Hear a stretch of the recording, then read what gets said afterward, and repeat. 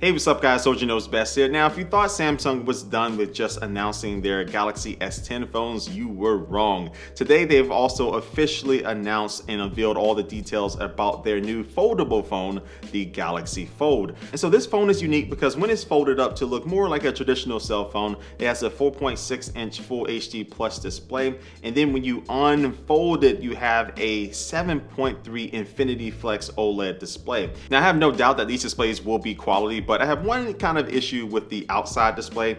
Since it is just 4.7 inches, it doesn't take up that entire front of the phone. So when you are using it, it's kind of like you're using a display inside of a display, if that makes sense. It has pretty thick bezels going around it. So that may be a little annoying when just using this as just a regular phone mode. But I think when you are buying this, you are buying it for that unfolded capability. And it looks to be pretty sweet with that because in the software, which it will be running One UI, it will have the ability to run 3 apps at the same time. And so this will work with certain apps like YouTube and Microsoft Office apps and Samsung's internet browser and things like that. So this looks to be really solid for productivity, but I think personally I'll probably be using this more for consuming content, like watching videos and things like that. And that's where this phone kind of fits in my opinion, where it's for those use cases when you want to have a tablet with you, but you don't want to have to carry one around. Now you have a phone that you can use just like a regular phone, but then unfold it and have a better experience. Now let's talk about something else like the cameras on this phone, because it will have 6 total cameras.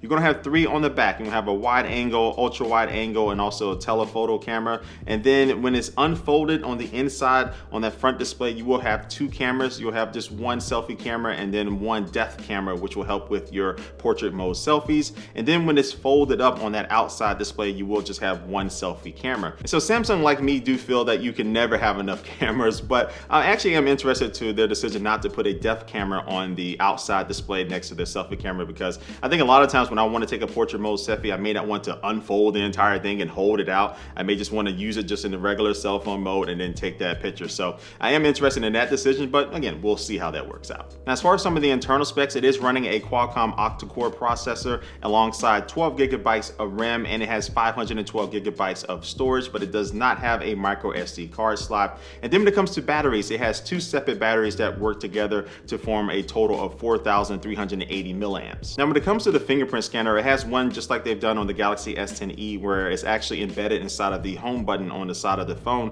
instead of putting one under the display like they've done with the S10 and the S10 Plus. And so for colors, this phone will come in black, silver, blue, and green, and you can even customize the color of the hinge to add a little bit of personalization there. All right, so after seeing all of this, you may be interested in buying this phone like I am, but you better get yourself and your wallet ready, because this phone will start off at $1,980. Yes.